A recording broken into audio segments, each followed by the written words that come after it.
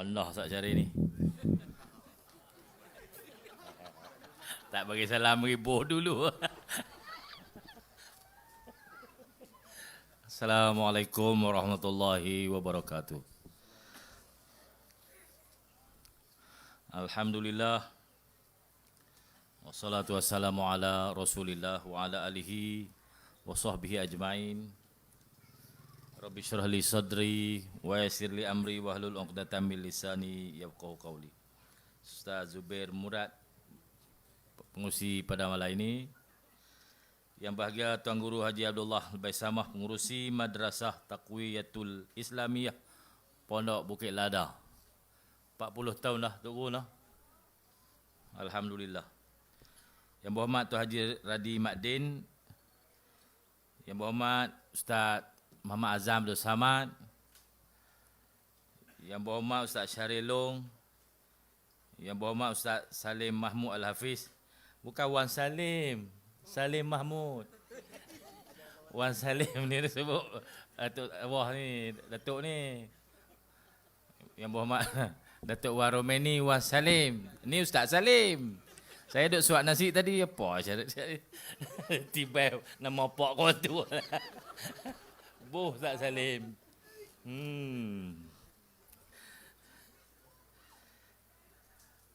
Datuk Wan Romani Wan Salim. Betul.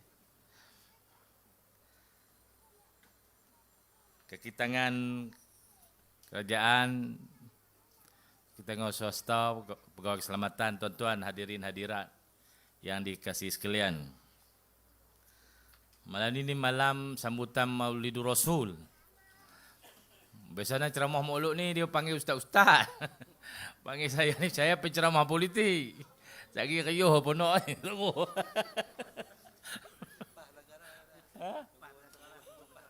Oh tu. Terima kasih kerana beri kesempatan kepada saya untuk hadir bersama-sama dengan tuan-tuan semua.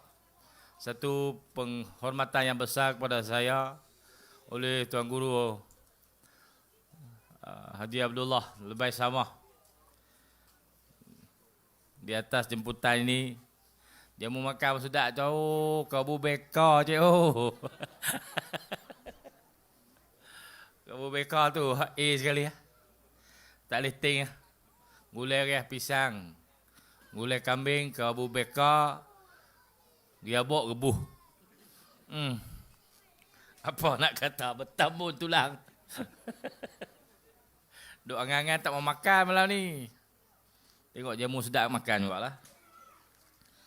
Tuan sekalian, lebih dahulu saya ucap terima kasih di atas jemputan pada malam ni. Sempena mengingati kelahiran junjungan besar Nabi Muhammad sallallahu alaihi wasallam yang telah menyelamatkan kita semua daripada kejahilan, daripada kesesatan. Rahmat paling besar sekali Allah bagi kat kita ni ialah nikmat Islam, nikmat iman.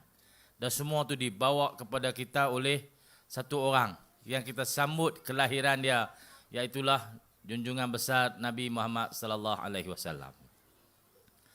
Tuan-tuan sekalian, ada jugalah orang yang dia kata tak boleh sambut-sambut ni bid'ah. Dia malas, dia kata kita bid'ah. Abang tak malas. Malas tu susah duk buat, duk diam-diam. Yang berkeli hal-hal yang tak patut. Ada jugalah, tapi di Kedah ni tak berlaku dah. Dia tak bertemu dah. Ni puak-puak salah kaum muda ni. Dia kata ni bid'ah. Nabi tak buat. Memanglah Nabi tak buat zaman tu. Kemudian pada itu seluruh tabi'in mula menghargai kelahiran ni. Tuan-tuan sekalian, birthday anak kita apa kita buat? Kan lah. Ulun panggilkan huri goreng bihun je macam. Tu anak kita. Ni Nabi kita. Kata boleh. Jadi tuan-tuan sadu, petikailah bab-bab yang telah selesai ni. Siapa tak mau buat, duduk diam-diam. Tak usah duduk petikai orang. Yang nak buat, Alhamdulillah. Malam ni tengok ramai. Pertama sekali dapat beri jamuan. Ni semua sunnah Nabi. Beri jamuan kepada orang ramai. Boleh makan, mengenyangkan. Semua tu sunnah yang besar. dapat majlis ilmu, dapat bertemu muka, bersilaturahim, dapat mengaji Ustaz Syarilung. Ingat senang ngaji Ustaz Syarilung. Panggil Padamai tu, Sungai Petani tu, mai. Jauh. Tuan-tuan sekalian, rahmat sungguh banyak dengan majlis umpama ini. Marilah kita menyuburkan lebih banyak program-program ilmu, program-program silaturahim. Hak inilah orang lain tak boleh buat, tuan-tuan. Kalau orang lain buat, belanja ratus-ratus ribu. Sembelih 6 ekor kambing, Tok Guru sembelih 6 ekor kambing. Bukan nak bayar, orang bagi free ya. Saya tak tahu lah, kata je. Tok Guru kata mutu mana. Aku beli weh.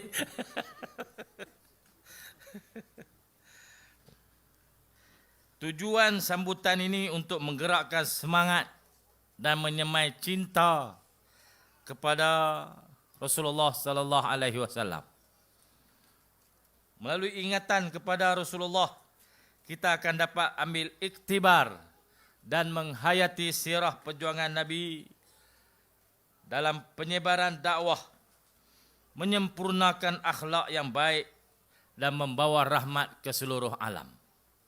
Hak paling besar sekali hak Nabi bawa kepada kita ini ialah mentadbir dunia ini dengan agama. Hak Ustaz Syarilung duk habaq tadi tu, Bible besar-besar apa tau? Gerakan mensekularkan kehidupan dunia dilaksanakan oleh orang-orang Kristian di barat, kerana dia berkelahi dengan Pope, dia berkelahi dengan gereja. Raja berkelahi dengan gereja. Siapa yang lebih berpengaruh? Raja ni ada kuasa, gereja dia guna agama pada masa itu. Dua-dua tak betul. Pope pun jahat, raja pun tak betul. Maka berkelahi dalam urusan pentadbiran, maka dibuatlah satu pemisahan.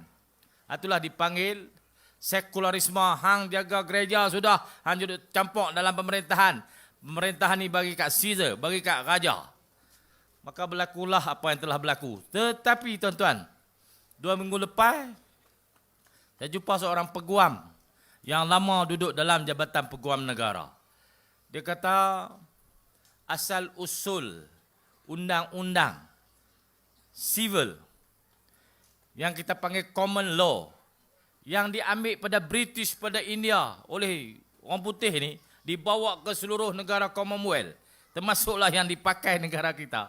Asal usul dia, ada unsur agama dah dalam undang-undang tu. Ada. Agama ni yang dimasukkan masa Pope duduk dalam tu. Masa gereja turut berada di dalam pemerintahan, maka tiap-tiap undang-undang, tiap-tiap law, tiap-tiap section yang digubal undang-undang common law tu ada ciri-ciri agama. Bukan asing, dia kata. Jadi jangan kata agama ni tak boleh dibuat satu undang-undang untuk mengawal kehidupan. Tak betul. Pasal undang-undang yang telah terpakai itu pun ada ciri-ciri agama dalam tu. Sebab yang menggubal undang-undang tu dulu pun ada pengaruh agama. Dia kata raja berkelahi dengan Pope tu, bukan raja tak mau agama. Raja tak mau Pope tu masuk campur urusan pemerintahan. Bukan dia tak mau agama. Dia pun Kristian juga. Itu perbalahan yang menimbulkan sekularisme, memisahkan urusan agama satu pihak, urusan pemerintahan satu pihak. Tetapi padahal sebenarnya di dalam undang-undang itu sendiri, raja tu pun, dia pun ada agama juga. Jadi tuan-tuan sekalian, saya nampak masa depan untuk pelaksanaan syariat di dalam undang-undang kita ini bukanlah satu perkara yang mustahil. Tetapi ada proses meneroka dan mencari jalan. Bagaimana undang-undang Islam ini dapat disinkroniskan, dikawinkan, dimasukkan dalam tafsir Islam agama rasmi persekutuan tu, boleh dimasukkan. Bukan satu perkara yang pelik, kerana hal itu telah pun ada di dunia ini.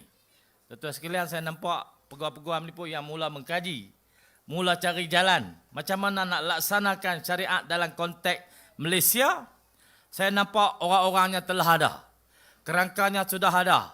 Tinggal lagi ada usaha selepas pada ini bagaimana nak mengkejapkan, memasukkan undang-undang syariah sebagai sebahagian daripada undang-undang utama di negara ini. Hak nak lawan kita tu tunggulah. Tuan-tuan sekalian, kalau kita cakap bab ni, ramai orang nak lawan kita. Ramai. Yang duk usaha sekarang ni, dia nak hapuskan undang-undang agama ni. Tak boleh ada dua mahkamah dalam satu negara. Kena ada satu ya. Jadi mahkamah syariah, mahkamah yang bercara pasal hal ehwal orang Islam ni tak patut ada. Pasal tu dia cabar pula baru-baru ini bidang kuasa kerajaan negeri untuk menggubal undang-undang. Terutamanya undang-undang berkaitan dengan jenayah syariah. Sekarang ni dibicarakan, sedang dibicarakan. Ini isu-isu perlembagaan. Saya harap kita ada orang, kita ada kekuatan, kita ada kepakaran untuk memastikan lagi depan lawan kita untuk challenge sistem perundangan Islam. Lagi jauh mereka dibawa untuk menjadi sesat dan orang akan mula balik untuk menerima perundangan, sistem perundangan Islam. InsyaAllah. Ini masa depan kita. Janji kita jangan berunduk. Jangan kenok sikit pun untuk bercakap tentang relevansi, keupayaan undang-undang syariah. Tuan-tuan sekalian, kalau dikajilah semua undang-undang negeri-negeri Melayu sebelum datang penjajah. Penjajah mula masuk tempat kita ni Portugis. Ambil Melaka 1511. Belanda ambil bekas Portugis tu 1641. Inggris 1824 bahagikan wilayah Belanda. Belah Indonesia Inggris, ambil belah ini. Daripada Johor naik ke atas ni Inggris. Daripada Riau dan seluruh kepulauan Indonesia Belanda. 1824. 1874 perjanjian Pakur masuk campur tangan dalam pentadbiran negeri-negeri Melayu bersekutu. Yang tak masuk, yang lambat sikit masuk negeri-negeri Melayu tidak bersekutu. Masuk dalam sistem kita ni 1909 perjanjian Bangkok. 1909 masuk residen British, penasihat. Tapi kita kekal dalam negeri Melayu tidak bersekutu. Pasal tu pegawai takbir kita, pegawai-pegawai takbir negeri ini tak sama dengan federal. Kedah, Kelantan, Terengganu, Johor, negeri Melayu tidak bersekutu. Negeri Melayu bersekutu apa? Pahang, Perak, Selangor, Negeri Sembilan. Masa Darjah 5 kita hafal di Pahang, Perak, Ceramuk tengah jalan. Tuh. Kan? Hafal negeri Melayu bersekutu. Cikgu tolong ajar bagi nak masuklah kepala. Pahang, Perak, Ceramuk tengah jalan. Ni bukan. Sagi dia kata hina negeri lain pula. Tak, kami mengaji dulu nak hafal negeri tu. Masa tu kita Darjah 5, malah tahu Selangor di mana, Negeri Sembilan kita tak tahu, tak biasa pi. Terbit pada Kedah tak biasa. Terbit pada Sik pun tak biasa. Darjah 5. Jadi nak hafal macam mana? Tak nampak negeri tu, tak nampak. Jadi cikgu tulis macam pantun lah. Boleh ulang? Saya ulang. Pahang, Perak, Selangor, Negeri Sembilan. Tuan-tuan sebutlah sendiri. Itu negeri Melayu bersekutu. Negeri Melayu tidak bersekutu, Kedah, Kelantan, Terengganu, Johor. Ini dia terima Inggeris juga tapi lambat. Tapi tidak menguasai sepenuhnya pentadbiran. Dia adalah penasihat seorang. Selepas 1909, dibuatlah pentadbiran awam. Negeri Kedah ni namanya KCS. Tu Datuk Haji Halim tadi tu dia lah tu. KCS, pencin. Saya habaq kalau Datuk ni makan pencin lama pada sebih. Rugi kerajaan. Dia bergelak lari lah pergi benak tu.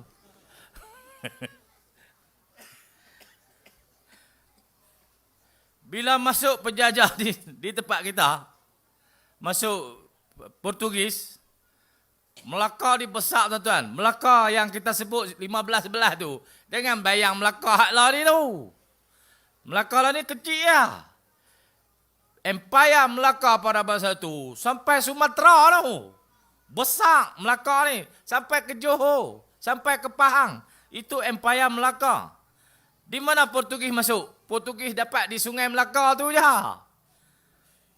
Dia menguasai bandar, menguasai pusat pentadbiran, menguasai pusat perniagaan. Dia peganglah situ. Tapi di negeri-negeri lain yang masih di bawah Empire Melaka, tak masuk kat Portugis. Di Johor ada penentangan berterusan kepada Portugis. Daripada Pahang, daripada Aceh ada penentangan, perang, tiap-tiap tahun perang Portugis. Kemudian datang Belanda. Portugis pun dia tak tahu nak buat apa dah, mari Belanda pula. Belanda ni bukan saja di Indonesia, dia sampai ke tanah Melayu ni. Menguasai empire pada masa tu. Last kali mai Inggeris, buat satu perjanjian. Dibagi Riau dan seluruh wilayah Indonesia kepada Belanda. Inggeris ambil pada Johor naik sampai ke atas ni. 1824. Tuan-tuan sekalian, hak kita dahsyat lagi. Kita ni. Wilayah kita ni dimasuk oleh Inggeris 1786. Dia mari mula-mula kecek nak buat tempat repair kapal. Nak repair kapal di Pulau Pinang, kecek tanah. Tuanku bagi 1786. 1791 mula runding untuk pajakan. Last kali boleh pajak tanah, koi lama koi besar, koi lama koi besar. 18 tahun 1800 lakah pi seberang perai. 1821 sampai 1842 Siam perak serang Kedah. Inggeris kodok meluas. Akhirnya negeri kita dijajah sebahagian besar daripada Pulau Pinang dan seberang perai. Sini Siam tekan 20 tahun perang musuh bisik. Esok ada majlis di Kuala Kedah. Dipanggil saya tengok ahli-ahli kaji sejarah ni. Mari kita tengok lagu mana gedohok perang.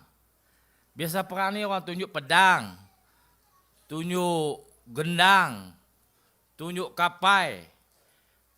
Askar ni dia makan. Lagu mana gedohok tempat masak zaman perang musuh bisik dibuat. Besok ni dia buat tu. Nak pergi tengoklah. Dia pemakan guna no. Tuan-tuan sekalian, 20 tahun, 21 tahun berperang dengan Siam, perang musuh bisik. Habis orang Melayu ditebas.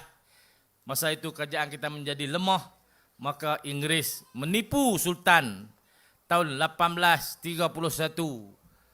dirampas seberang perai. Sampai kalah lah ni. Ni 2-3 hari lepas ada satu mangkuk hayun. Cina. Sekali barrel lah 3R lah. Saya tarik balik Cina tu. Tapi dia Cina lah. Dia kata kerajaan Kedah telah gagal menjaga Sungai Muda. Kerajaan Kedah ni tak boleh diharap, tidak boleh dipercayai, dia kata. Saya tak ingat nama dia apa, tapi dia ahli parlimen Bayan Baru, Pulau Pinang. Dia kata mau tak mau kerajaan pusat mesti campur tangan dalam urusan pentadbiran pengendalian Sungai Muda. Karena ternyata Kedah telah gagal dan tidak boleh dipercayai. Tu dia kata aku tu. Dia kata dalam parlimen ni dia ada imuniti. Dia tak boleh saman dia. Kalau dia cakap di luar, wajib kita rembuk dah. Hang tahu mana? Dia kata tak boleh harap pasal berlaku krisis bekalan air di Pulau Pinang. Dia mengaku pula Pulau Pinang tu ambil ayak Sungai Muda. Dia tahu. Dia mengaku. Dia kata bukan saja akan menjejaskan Pulau Pinang, tapi juga akan menjejaskan negeri Kedah dan Perlis. Hang pandai-pandai pula jaga negeri aku. Jaga negeri hang sudahlah. Dia kata kena tubuh Sungai Muda River Basin Authority, dia panggil. Apa orang Melayu dia? Pihak berkuasa Lembangan Sungai Muda. Pihak berkuasa Lembangan Sungai Muda, Pulau Pinang nak duduk dalam tu. Saya kata, kok mana Sungai Muda ni hak siapa? Mereka nak kawal Ulu Muda. Tempat tadahan ayak tu. Nulah lautan tu tempat kami duduk main kereta tu. Kali-sekala masuk 4-wheel drive. Tak serius lagi balik tengok dalam TikTok ke apa, ada rakaman. Ahli Parlimen Bayan Baru. Steven Sim ke apa nama dia tu? Bukan kot, nama apa tau? Steven Sim timbalan Menteri Kewangan kan? Saya tak apa kenal ni depa ni PKR ni, saya tak apa kenal, depa tak popular. Macam Syaril lo.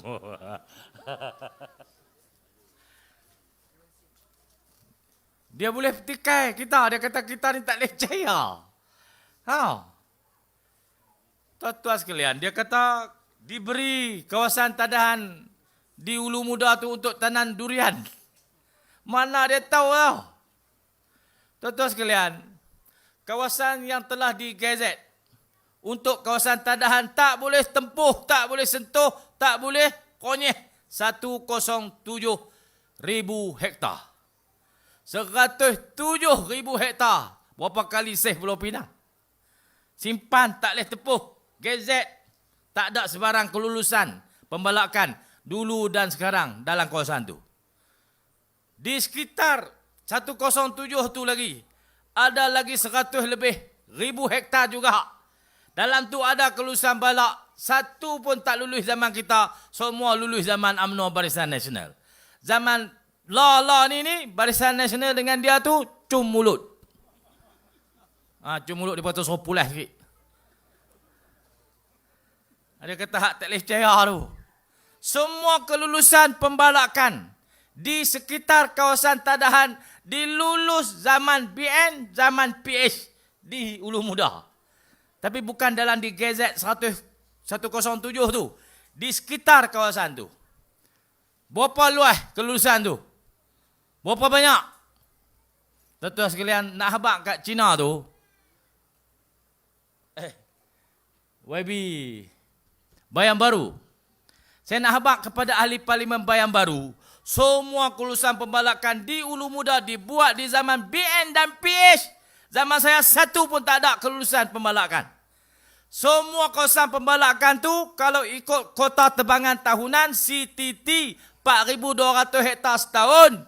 Kawasan tu hanya boleh selesai tebangan semua konsesi yang telah dilulus zaman BN dan PH tu selepas 18 tahun. 18 tahun baru selesai itu semua.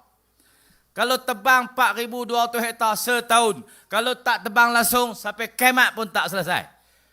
Kalau tak bagi tebang langsung, hampa bayar ganti rugi kepada konsesi-konsesi itu. Lulus zaman hampa. Lalu ni hampa cum mulut. Saya ulang, PH dan BN cum mulut. Semua bahana bencana ni dibuat zaman tu. Ada pula kata kita tak boleh percaya. Yang duduk peluk kuan tu. Cakap mulut capui ingat kan? Sedap-sedap tuduh kita tak boleh percaya. Beban ni ditinggalkan oleh mereka. Tuan-tuan sekalian, saya beri jaminan. Tidak akan ada kelulusan pembalakan di kawasan 107,000 hektar tu. Kawasan di Gazet untuk tadahan tidak akan disentuh sama sekali. Itu komitmen kerajaan negeri. Apa-apa otoriti, pihak berkuasa, lembaga, apa-apa pun yang nak dibuat oleh persekutuan mesti dapat konsen persetujuan kerajaan negeri. Kalau kita tak setuju, hampa buatlah apa pun, kita tidak akan menyertainya. Ini bidang kuasa negeri. Pasal hang nak tempuh ni wilayah negeri kita. Sungai tu sungai kita, hutan tu hutan kita, tanah tu tanah kita. River Basin tu river basin kita. sepanjang 140 kilometer aliran Sungai Muda tu, dia panggil River Besin. 5% saja duduk dalam negeri Pulau Pinang, tempat dia duduk sudut ayak. 95% duduk dalam negeri Kedah. Kita minta kat Pulau Pinang ni bukan banyak, hang bayar duit ayak mentah tu. Bukan banyak. Bayar duit ayak mentah tu. Dan hang boleh bagi pandangan lagu mana hang nak kepada Ulu Muda. Kalau hang tak bayar apa, hang bukan pelanggan kami, hang pergi main jauh-jauh. Kalau hang bayar, hang kira hang beli, hang customer kami, hang boleh beri pandangan. Macam orang tulis di restoran, tak sedap bagi tahu kami, sedap bagi tahu kawan. Pasal hang mai restoran aku, hang boleh buat komen, tak sedap bagi tahu kami, sedap bagi tahu kawan. Sebab hang mai sini. Kalau hang tak mai sini, hang tak baca ni, hang tak sedap komen, hang pergi main jauh-jauh. Boleh tahu tu tuan-tuan? Depa ingat kita nak kena, tobat tak kena dengan puak ni. Cakap lebih kurang pasal orang. Lah Sanusi tak ada situ. Oh, dia kata Menteri Besar Kedah tidak boleh dipercayai. Pongai kasut ikut. Bila kita cakap pasal bayaran, semua senyap, lari, tak mau bayar. Tuan-tuan sekalian, saya nak umumkan malam ni, sebelum berakhir 2023, kita akan mulakan proses tindakan mahkamah untuk Pulau Pinang bayar duit ayak mentah kepada Kedah.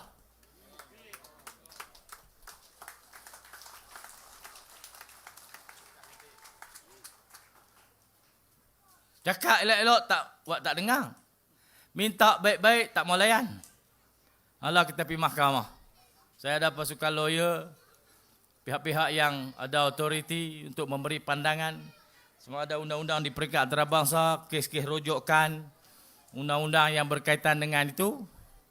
Kita akan jumpa di mahkamah dan kita akan pastikan kita akan dapat bayaran. Daripada segala pengorbanan kita simpan 341,000 hektar hutan di Ulu Muda, kita jaga Sungai Muda sebaik-baik yang kita ada. Akhirnya ayak tu sampai ke Pulau Pinang dan Pulau Pinang sedut untuk kegunaan dia di negeri dia. Dia guna 2 kali ganda daripada kita. Kita guna 770,000 770 MLD, million liter per day. 770 juta liter per hari. Dia guna 1,400 million liter per day. Pasal dia simpan di Mengkuang dam. Dia ada Mengkuang dam satu, dia pam dia masuk situ. Dia guna untuk industri, dia guna untuk perkapalan, dia guna untuk domestik. Dia untung. Dia tak mau bayar kat kita. Lepas tu dia marah kita pasal dia tak mau bayar duit lah. Dia kata kita tak pandai jaga. Lepas dia ambil ayak peri. Tuan-tuan sekalian, negeri Pulau Pinang, perangai orang-orang yang mentadbir Pulau Pinang, itulah sikap mereka. Bila diberi betis, mereka akan merebut paha.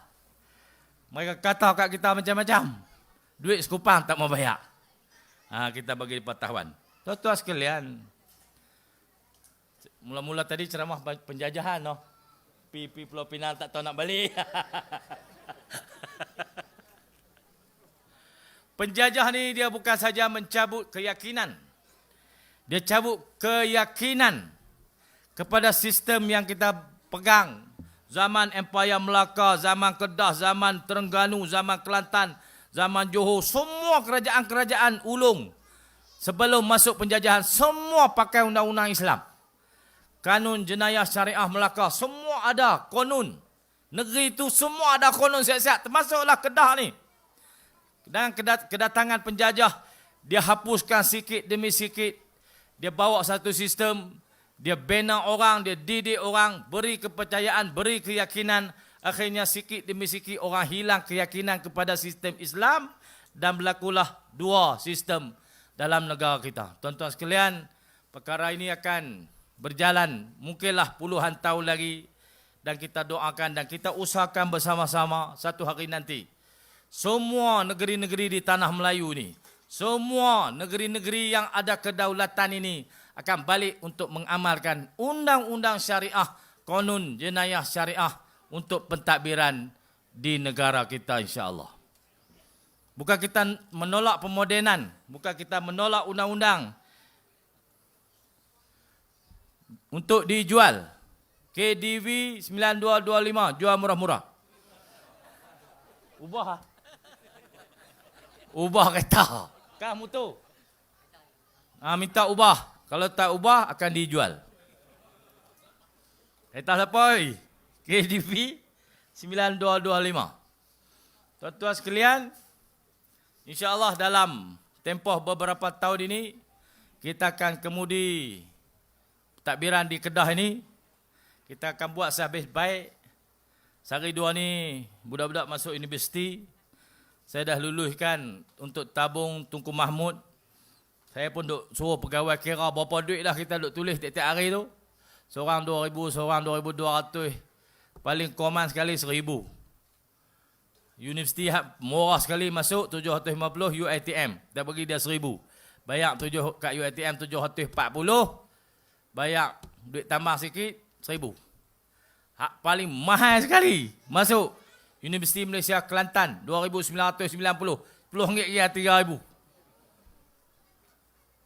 Tak tahu yuran pasal apa mahal. Bukan kerajaan negeri Kelantan punya. Itu kerajaan persekutuan juga. Tapi dipanggil Universiti Malaysia Kelantan. Bayaran masuk untuk awal ni 2,990. UUM 2,133. USM 2,440. USIM 2,450. Saya hafal semua. Pasal hari-hari saya duk tulis. Budak ni masuk mana? UUM 2,133. Lulus. RM1 pun lulus. 2 kupang pun tulis. Pasal nak bagi budak boleh mengaji ni. Tapi janganlah orang kaya pun tumpang tui sama. Ha ni yang duk hangat hati. Hak kaya tu pun buat susah boleh. Padahal ada dah rezeki duk taruh dah. Anak dia ada dah duit nak pergi, dia pun tumpang pergi sama. Surat-surat juga. Allah tarik balik rezeki tu orang tahu. Dia kita buat tabung Tunku Mahmud untuk anak miskin dan anak yatim. Orang miskin, anak yatim. Hak kaya tak boleh. Hak kaya pun try juga. Mak. Nak kata aku mana tahu no. Tak usahlah hak kaya. Pak kerja kerjaan, mak kerja kerjaan, Tok Wan kerja kerjaan. Takkan cucu nak pergi mengaji tak ada duit. Kerja lama-lama dah. Simpanan bertimun-timun. Minta kat MB juga. Tabung tu tabung orang susah. Saya tengok kesian ke budak. Tengok pak, tengok mak kadang-kadang. Tahulah. Saya habaklah nah tahun ini mungkin dah terlepas lah. Mungkin ada terlulus juga orang kaya pun. Hampa jaga makanlah. Dan sebab kita tak boleh tahu. Saya tak boleh kenal semua orang. Saya minta adun-adun tolong cek. Kadang-kadang adun pun tak boleh kenal semua orang juga. Tambah orang duduk taman. Dia mana tahu. Kata duduk taman ni nak cek seorang-seorang tak boleh. Katalah orang kaya orang tu. Dia makan hak orang miskin. Anak dia mengaji 4 tahun, 6 tahun baru habis. Tunggulah. 2 tahun lagi mak pak dia kena sarah. Tu ganti balik Tunku Mahmud hampa balas. Tuhan dia balas aku tu kan lah. Bukan nak suruh seksa pada ngaji lama habis. Saya bukan nak doa apa. Saya nak habak. Seboleh-bolehnya kalau ada duit dah jangan. Pasal kita semua terhad. Duit tu pun saya minta derma kat orang. Kawan tu bagi derma. Untuk budak-budak mengaji. Miskin, yatim. 2 tajuk tu je. Bukan semua orang dapat tak. Untuk anak miskin, anak yatim. Kaya tak usah. Tapi kaya pun minta kita nak buat macam mana. Kita suruh adun cek. Adun ni pun takut. Dia takut. Dia tapis-tapis dia tak bagi. Kau tu marah dia. Saya tahu juga. Adun ni pun. Dia kata, YB Amri tak bagi. YB Amri, ya kena. Lah kali suruh MB tanggung. MB pun tanggung lah. Nampak aku. Dia lepas aku kena. Kebanyakannya dapat tuan-tuan. Tapi saya habak saja. Supaya kita ni dapat faham tajuk. Ada duit. Tapi untuk miskin dan yatim. Hak kaya tak boleh. Jadi kalau rasa kita kaya, tak usahlah. Tanggunglah sendiri. Saya rasa kalau kita tanggung sendiri pengajian anak kita dengan titik peluh kita, lebih besar nikmat hak kita rasa. Betul tak tuan-tuan? Alhamdulillah, tak kena minta lah apa ni. Sungguh, saya adalah seorang anak mengaji, tak buat PTPTN. Tiap-tiap bulan kena bagi ya, macam PTPTN ya. Tiap-tiap bulan kena bagi. Tapi puas tu ada. Sebab kita tahu Allah janji kat kita, tiap-tiap sen yang kita belanja untuk anak isteri kita sebagai nafkah, hak tu pahala dia besar. Jadi kita bagilah anak bini kita duit tu. Nikmat tu ada. Lepas ni budak tu habis-habis mengaji tak kena bayar hutang lah. Tapi pak dia merakak juga lah. Tapi pak dia dah menteri besar kan. Mujur lah juga. Kalau tak jadi MB, PTPTN lah kita pun. Jadi tuan-tuan, bulan 10 ni habislah. Budak-budak masuk U. Duit pun 3.6 juta pun saya rasa liau dah. Habislah. Kalau tuan-tuan hantar juga, saya tunggu tahun depan pula lah. Kita akan cuba bantu sehabis baik, semampu yang kita ada untuk orang miskin, untuk anak yatim yang Allah sebut selalu dalam Quran, Nabi sebut dalam hadis, tolong orang miskin, tolong anak yatim. Nabi tak sebut tolong orang kaya. Hak bak kaya dan Nabi kata tolong ambil pada dia bagi kat orang miskin. Itu tolong orang kaya. Betul tak? Jadi kena tolonglah, pakat-pakat tolong, insya-Allah. Hujan pun mari dah, saya pun boleh berhenti dah. Kita buat sehabis baik, insya-Allah negeri kita ni akan jadi lebih bahagia, rakyat Kedah akan lebih senang, dipermudahkan urusan kita oleh Allah Subhanahu Wa Taala, urusan rumah tangga kita, urusan anak bini kita, anak beranak kita, urusan pentadbiran kampung kita, masyarakat kita, negeri kita. Kita nak buat negeri yang Allah redha, ballatun thayyibatun wa rabbul ghafur, insya-Allah. Saya ucap terima kasih sekali lagi. Ada kesaran, saya minta maaf. Kalau bab ayak dengan Pulau Pinang ni kena panggil tajuk lain. Kita belasah tajuk tu saja boleh tengah malam, insya-Allah. Terima kasih. Assalamualaikum warahmatullahi wabarakatuh.